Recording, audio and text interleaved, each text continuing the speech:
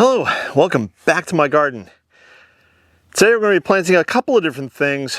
Before we get into that, I hope all of you had a great weekend. My weekend was very busy. I was mowing lawn and I worked on some more cement molds, which we'll talk about in the near future. There's some things I want to talk about with so far as that's concerned. But before we get into planting what we're going to be planting today, starting today, May 19th, and running until Monday, June 2nd, is Epic Gardening's Memorial Day sale. Now, for those of you not in the know, I'm an affiliate with Epic Gardening. If you use my code GROWING over at Epic Gardening, I do make a very small commission at no cost to you guys. You can get up to 20% off on Birdie's beds individually. If you buy a 2-pack of Birdie's beds, you get 25% off. If you buy a 4-pack of Birdie's beds, you get 30% off. And as you guys know, I have Birdie's beds here in the garden. I do love them. They're well built. They're made in Australia, and they're designed to last a lifetime. You can get 35% off various cedar beds that they have. They have a new thing now called Garden Box. It's basically a wooden raised bed, but they have various accessories that you can get that are purpose built for that raised bed, and you get those accessories up to 50% off right now, which is pretty awesome. It's like they have quite a few seeds that are also on sale, 20% off. They have a herb bundle that's on sale for 50%. They have a flower bundle, 50%. There's all sorts of deals here. If you're looking to save yourself a little bit of money, either looking to add stuff to your garden this year, or if you're just looking to get into gardening the first time, now would be a great time to go over to Epic Gardening, save yourself a bunch of money, and pick up some really great items from them. Enough with the sales rant. What am I planting today? I'm going to be actually planting a couple of different things, but the first thing we're going to be planting is Signet Marigold Lemon Star. I planted lemon gem in one of my raised beds recently. I think it was 2 or 3 weeks ago. Nothing came up, so either the seeds were no good or I didn't water them enough, and they just, once they came up, they dried because they're a lot of seedlings are very fragile, very small, and if they don't get the right amount of nutrient water at the proper time. And down here in growing zone 8A with this sun, it can get a little warm out. But these marigolds, I'm going to plant someplace where I'm pretty confident that they're going to get plenty of moisture. And it's a planting that I've never done before. And let me show you. Here we are in my not cut flower garden. Sophie's come running over now. Sophie decided to make an appearance. She was hiding in the shade of the potting bench because it's getting quite warm out. Right here in front of me, I have 4 purple coneflowers, and I have 3 black-eyed Susans. I've mentioned this before in other videos. If you're new to the channel, welcome. Glad you're here. I've mentioned this in other videos, but I have deer that wander through the property and they randomly chew on things.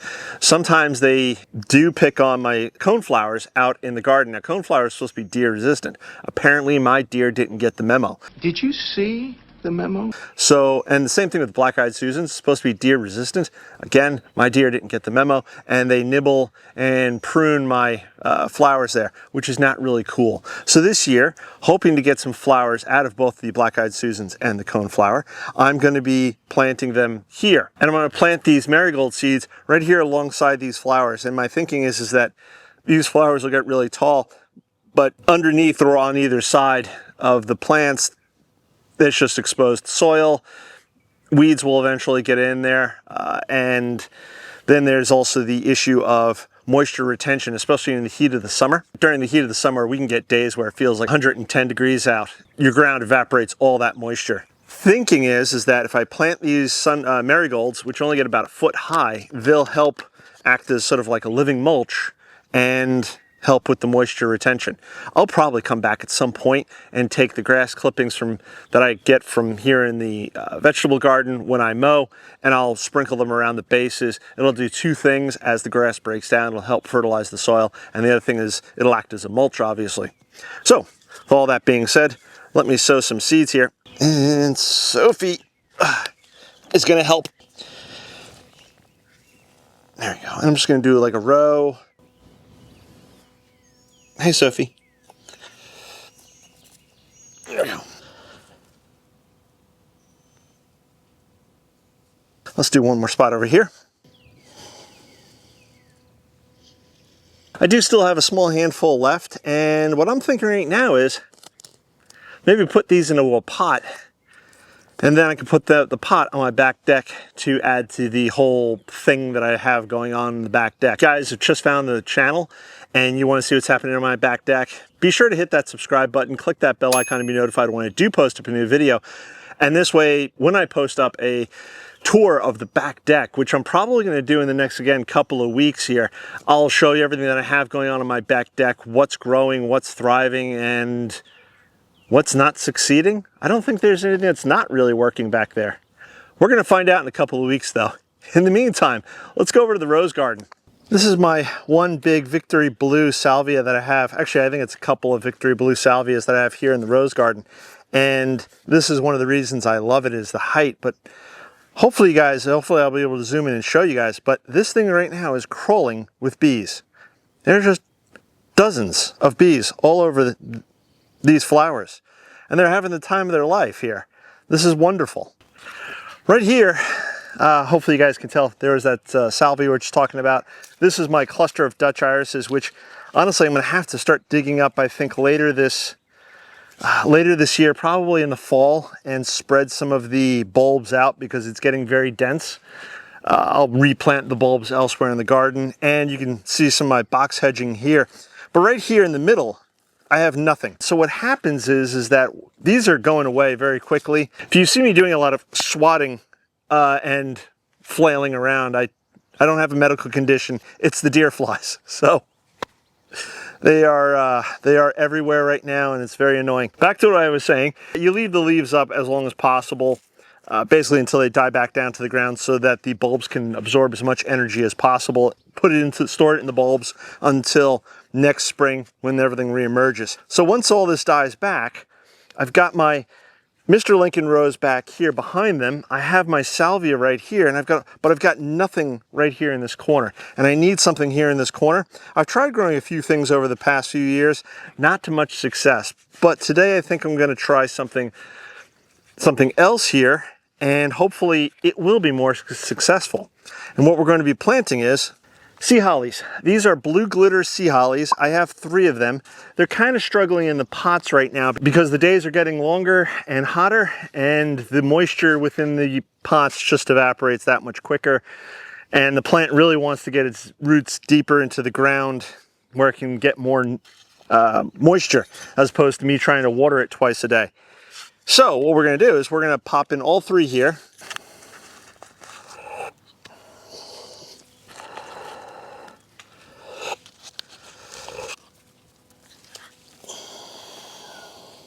And hopefully those 3 will start rooting further into the soil, chasing that moisture. They are covered up with mulch, so I'm hoping that will help as well. Sea hollies, in my experience, are fairly tough plants, and they are perennial.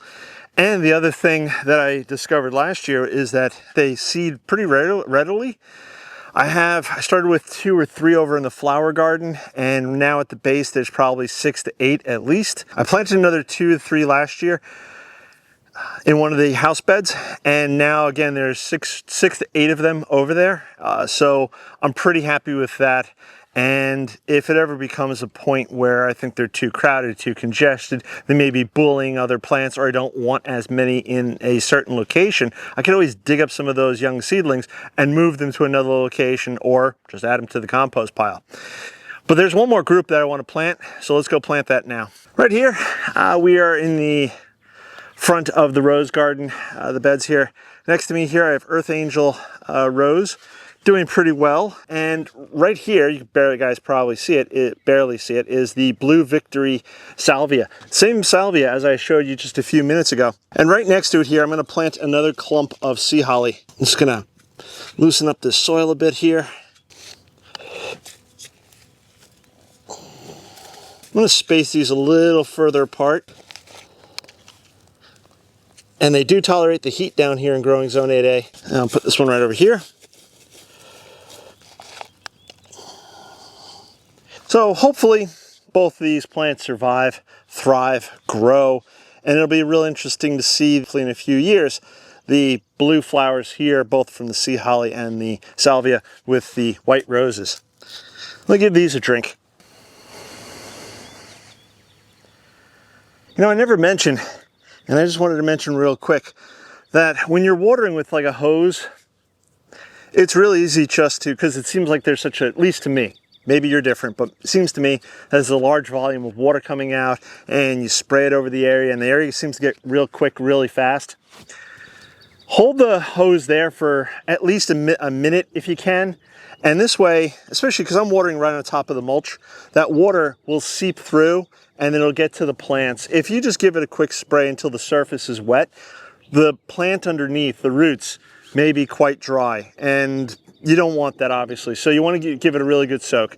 I find when I water with a watering can, especially without a rose on, you get in that solid stream of water, you can soak the ground much quicker and more efficiently. But the hose does provide that convenience. But if you are going to use a hose, just try to hold the hose there for at least a good minute, just to allow that ground to really get wet, to allow that water to go through the mulch and to the plant itself. Okay, here we are back at the potting bench, and I'm going to be doing something here that I wasn't intending on doing. A couple weeks ago, if you guys were following, I started some sunflower seeds directly into the ground. Now here in Growing Zone 8A with my long growing season, it's not a big deal. I don't have to pre-start them in March or May. I can plant them directly into the ground, and by midsummer, they usually have big, beautiful flower heads and life is wonderful. Except this year, something ate all my seedlings that came up.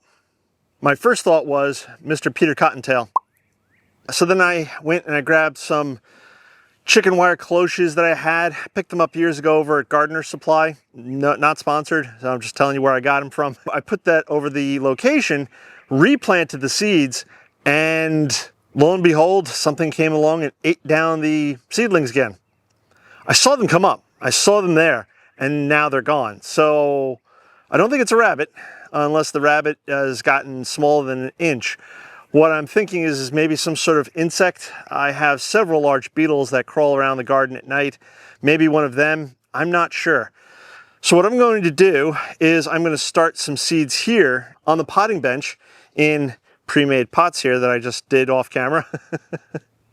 And hopefully in the next 2 to 3 weeks, they all come up, they start looking good. And maybe when they get to about 6 inches high or so, I will then plant them out in the ground. My thinking is, and if you experienced gardeners have a different opinion, please let me know in those comments below. But my thinking is once the plants are at least 6 inches high at that point, they should be fairly insect resistant if that's what it is. So let's start planting here. First one I'm going to plant that I did start in the ground, and thankfully I still have some seeds left over, is Mongolian Giant. If I remember correctly, these get to 14 feet tall. And let's find the correctly labeled. I also pre-label all these cups. And I think what I'm going to do is just put 2 into each pot here, and we will see what comes up. So with 2 seeds in each cup, hopefully at least 1 seed comes up in each cup, and hopefully I get at least 4. That's really what I'm looking for, is at least 4 sunflowers. And I have many different varieties of sunflowers that I'm going to try to plant out this year, much as I tried last year, but things didn't go as planned. So this year I'm going to try to get that assortment that I wanted. So now the next one is going to be Kong Hybrid. Kong Hybrid does not tell me how tall it gets on the package. So if you guys have a good guess, or if I remember to put it in the on the screen here as I'm editing. Ooh, these seeds are smaller. 2 seeds per pot, and hopefully if I get 4 plants out of this, I will be absolutely thrilled. So that's Kong Hybrid. Next one I'm going to do is one I picked up last year. I think it was in Target. And, you know, they got these burpee seed displays. What's another popular one I've seen? Fairy Moss. Moss? However you pronounce that. This is Italian white sunflower. And this one gets to about 5 foot tall. Ooh, these seeds are even smaller. I've never grown Italian white sunflower before. If you guys have grown Italian white sunflower, please let me know in those comments below. The description reads, an abundance of 4-inch creamy white to yellow blooms form on multi-branching plants. That sounds exciting. Hopefully, again, these grow, and once I plant them in the ground, they survive and thrive. The last one I'm going to plant up here is Titan. Titan has huge heads, apparently 24 inches across, and it can get to how tall? Why do they leave out the height with a sunflower? It's very important to know the height of a sunflower. All right, Titan. Oh, these deer flies. I cannot wait till June. Deer flies are generally gone by June. Mid-June at least. A few hang in there until July, but for the most part, they're gone. Okay, so I started 4 varieties of sunflowers here. Again, Kong Titan, Italian White, and Mongolian Giant. If you guys are growing sunflowers, please let me know in the comments below. What variety are you growing? Sophie went back inside. She is apparently the smarter of the two of us. She decided to get out of this heat in the sun. Right here in front of me, I have a bunch of dahlias, which I'm not going to be planting today, but probably almost definitely this week at some point. I don't know exactly when, but almost definitely, possibly, maybe this week. So if you guys want to see me plant my dahlias, be sure to hit that subscribe button, click the bell icon to be notified when I do post a new video. This way, you know when I do post a new video. Don't forget the Epic Gardening sale that I mentioned in the beginning of this video. If you want to save yourself an extra 5% off whatever discounts they're offering on whatever it is you decide to go buy over there, then use the code GROWING for that extra 5% off. If you haven't checked out the links below, please check out the links below. If you guys have any questions, comments, etc., you know where to leave them. It is getting quite warm. My mouth is getting pretty dry, which means I'm probably getting a little dehydrated. I'm gonna go inside and get a drink, and I'll catch you on the next one. Bye-bye.